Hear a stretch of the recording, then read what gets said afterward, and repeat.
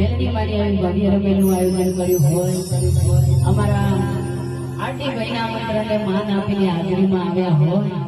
અને માં મેલડીને યાદ કરીને ગાવું છે ત્યારે ગવાતું હોય